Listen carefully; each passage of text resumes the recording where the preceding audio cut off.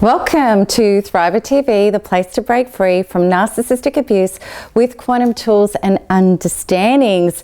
So welcome back to Melbourne after Hoi An, and I just want to share my travel tip that if you have never been to Vietnam, go to Hoi An. It is amazing, absolutely amazing. I just spent a week there with my son Zach, and sad to leave, but it is good to be back because the truth of the matter is 30-cent beers and hanging out with 20-year-olds for a week, it's probably just as well. It's a good idea that I'm back. So it's great to be back in Melbourne and back on MTE and with vigor, and to do this week's Thriver TV show because this one is huge. It was so big for me, and I relate to it so much, and I know that you're going to relate to it. And like all of my episodes, this one is really relevant regardless of whether or not you're a man or a woman or what your sexual orientation is, because the truth is all of us have an inner love code. We all have a code, and that code relates to who we're going to be attracted to and what we're going to be attracted to, and who's going to be attracted to us. Now, when we've suffered narcissistic abuse, it's really imperative that we get to our love code and we change it. Because if we don't, we can be really stuck in being attracted to the wrong people. And this is a huge problem in this community because so many people say to me, Melanie, what do I have to do to stop being attracted to these wrong type of people? And why can't I be attracted to nice, decent people? Because I can't. I'm not even chemically or physically attracted to them. And when I go out with them, I find them really boring. They leave me cold. And worse still, a lot of people say, you know, when I try to date and I try to move on, what happens is I meet people that just can't measure up to the narcissist, to my ex, and it just makes me miss him or her more, and it makes me think, well, this person must be my soulmate. It must have been meant to work with this person, and somehow I've got to find a way to make it work. And I promise you, with all of my heart, this was the same for me. With narcissist number one, I honestly believe that no one on the planet was ever going to replace him. That's how deeply I felt that he was my twin flame, he was my soulmate, and that there was never ever going to be anybody else on the planet for me. I promise you, this is the good news. Now, today, and for such a long time, I have zero attraction to the ex-narcissist. I have no thoughts, I have no concerns, I have no feelings. He is not my reality. He's not part of my vibration or my life in any shape or form. And it's been like that for many years now. I'm completely released from it, and I'm released from people that are like him, which is just so fantastic. So the reason for this was certainly not because time heals all wounds and it was just enough amount of time for me to get over it. It certainly wasn't because I just decided to put him out of my mind, to bury it and get on with it. The reason why it's like this now is for one reason only, that I deeply confronted and met my traumas, my wounds, and my programs that were making me very susceptible to him, and also too, the parts of myself that were playing out unconscious relationship with him. And I'm going to get deeper into that so that you can understand that. So when we do address the traumas in our body, and I promise you, with self-commitment, with focus, with the willingness to self-partner, which means that I am going to go to the parts of myself that I would rather avoid so that I can heal them, I can up-level them, and I can reprogram my subconscious. I promise you that when you do that, any of you listening that have struggled like I struggled with this, and thousands of people in this community have struggled with this one, when you do that, not only will you leave the universal reality, the vibration, the level of where you were playing the love and the relationship game with these people, not only are you going to leave that behind, you're also going to become a great man or a great woman who's going to start generating and attracting great potential people for love relationships, as well as every walk of life into your life. It completely changes.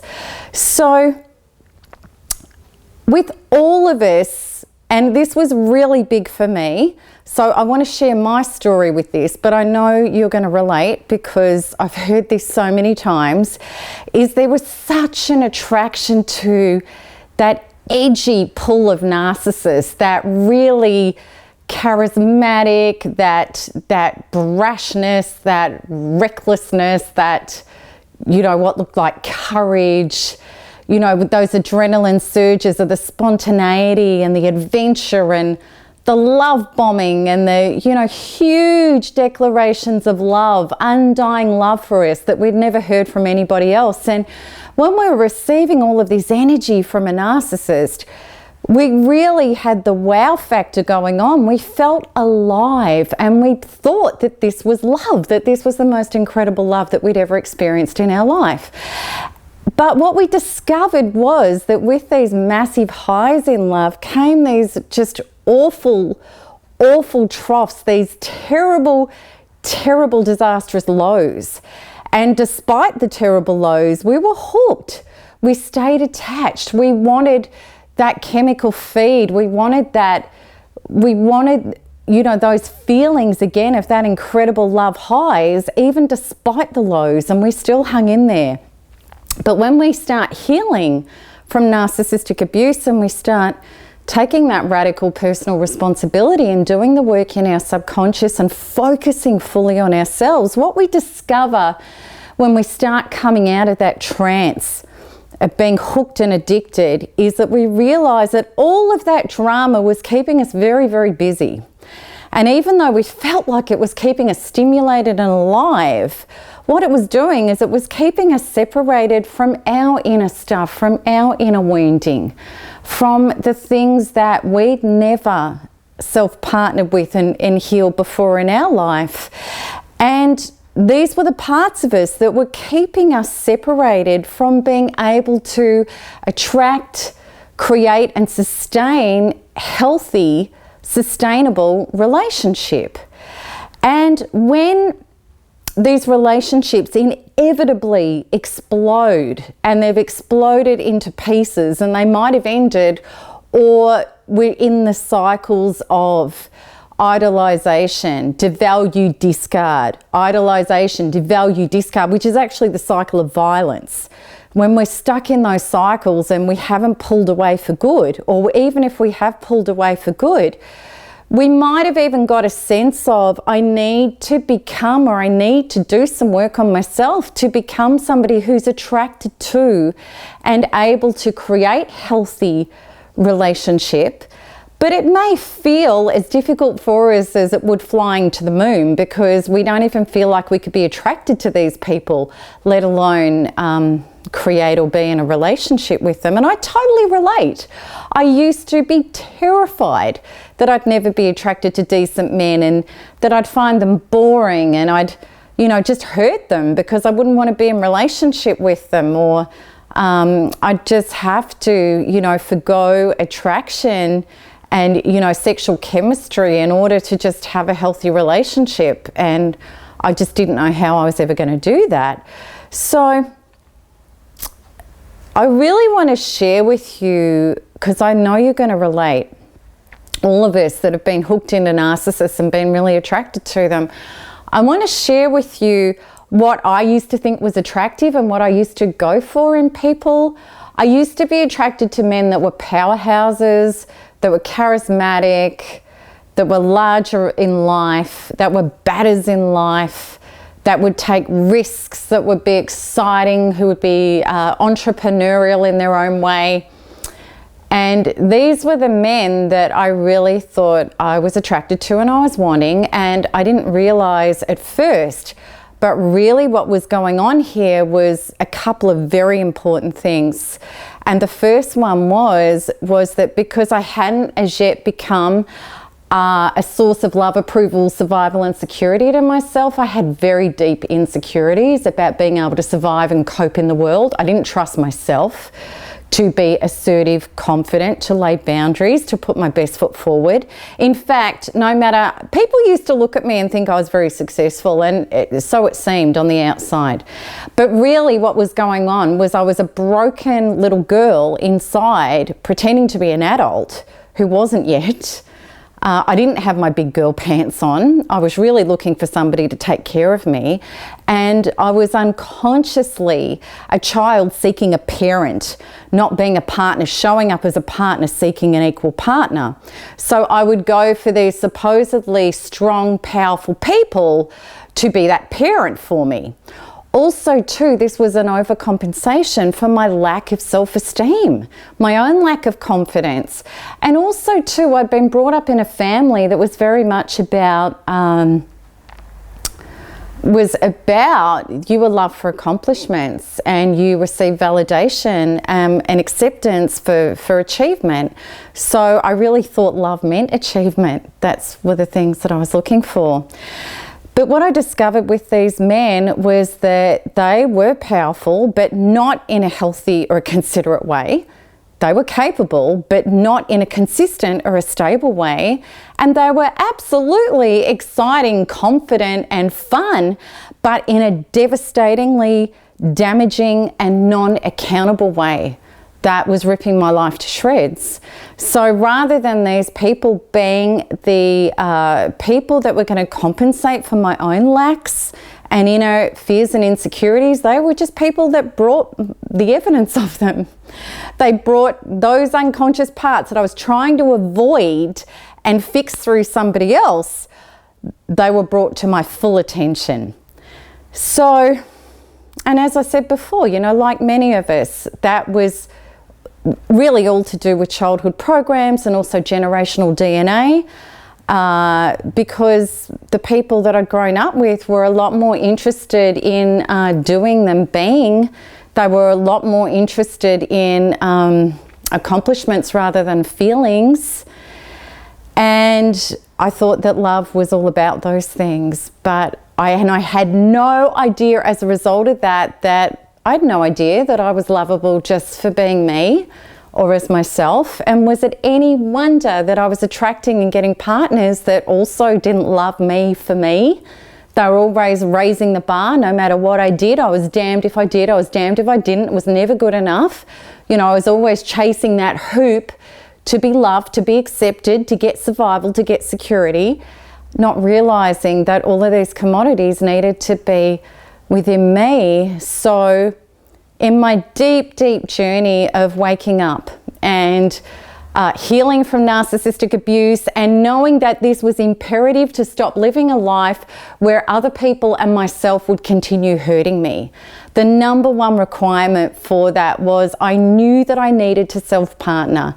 I knew that I needed to face the unconscious wounds and programming inside of me that were leading me into these situations over and over again, where the velocity and the intensity of them was just getting worse. And these were all my wake-up calls. And this is what narcissistic abuse is. We get all of the signals and eventually we get a whopping great billboard that knocks us flat. Life can no longer go on as normal as this. Is when we have personal catharsis, if we're willing to take responsibility. Hang on 1 minute, hang on 1 minute. Sorry, no.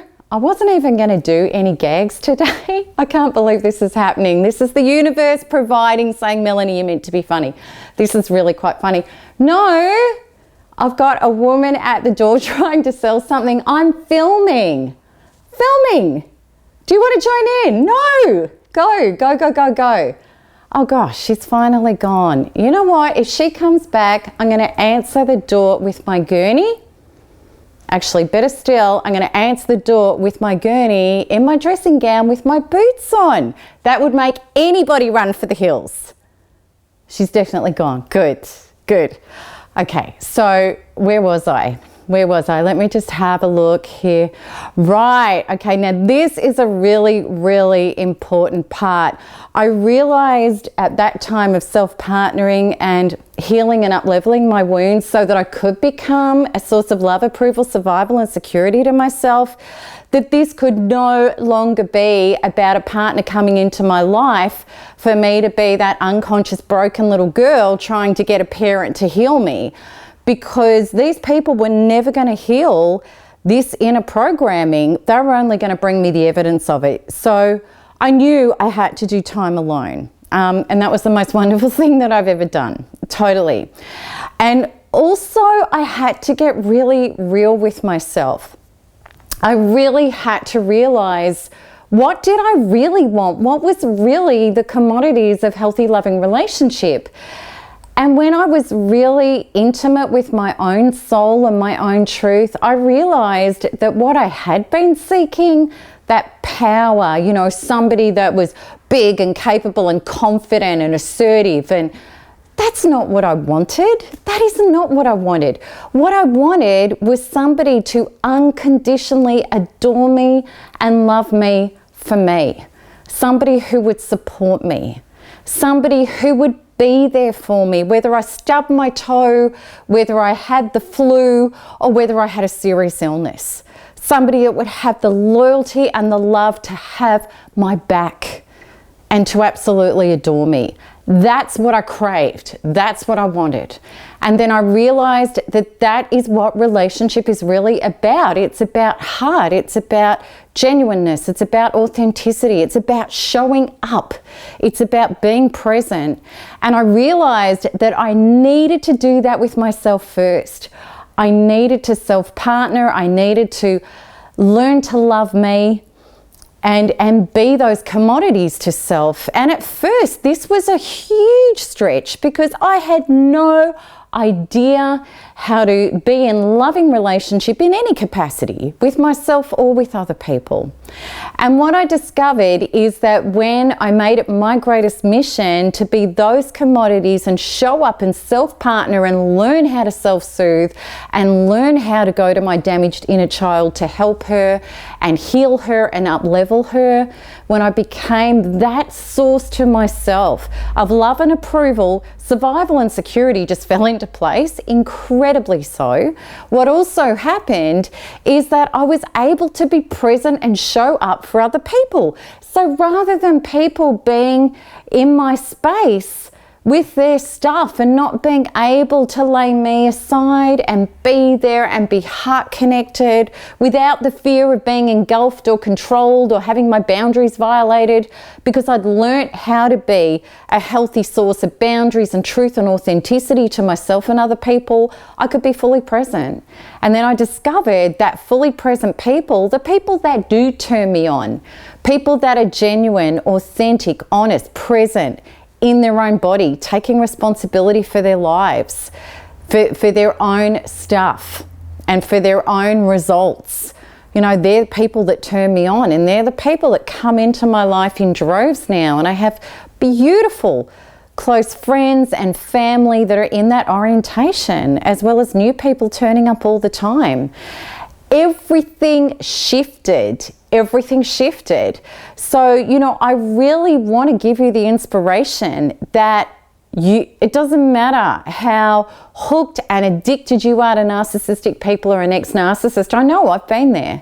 I promise you that when you up level and get to a vibration which is not a match for the narcissistic emptiness, unconsciousness, disconnection from self and others, when you're no longer any of those things, it will hold no attraction to you whatsoever. And we need to understand this, that when we're still playing out relationship with people that are hurting us and people that just don't have the resources and can't and won't, which narcissists are, they just do not have the resources to be healthy partners and to love authentically, because they're not self-partnered, they don't love themselves. And those are the essential foundations that everybody needs to be. They're never going to do it. They're never going to do their inner work. And when we're still with people like that and hooked on them, it's because we haven't as yet released our traumas and up-leveled and healed enough to heal our childhood wounds where we didn't receive unconditional love, where we were loved conditionally, where we were loved in ways that were neglectful or abusive or dismissive or engulfing or controlling. So what we've been trying to do is we've been trying to solve these patterns and this inner trauma with people that just represent more of it. And that always equals how to lose. It's wrong town. It's why we've got to come in. We've got to self-partner. We've got to do the work. And so many people say to me, Melanie, well, how do I work on my childhood wounds? And I really want you to know that's what my free webinars are all about. They're about teaching you all of the principles, all of the premises, all of the reasons, and not just that, it's also about showing you deeply in a step-by-step process how to connect, how to do the work, how to be your own savior, which we all need to be. Otherwise, we're going to be codependent on systems that we're stuck in for a lifetime. That's not what evolution is about. Evolution is about becoming our own profound self-partnered healer. We've all got the power to do it. So I love showing people how to do that. So please come into my next webinar. If you're struggling with this or any aspect of narcissistic abuse or any aspect of relationship with self, life, and others. And especially if you want to be your highest, best, freest, most expanded self. That's what I stand for after narcissistic abuse. That's what I live. So please join me. So that's it for this week. And as always, keep smiling, keep healing, keep thriving, because there is nothing else to do. Lots of love. Bye-bye.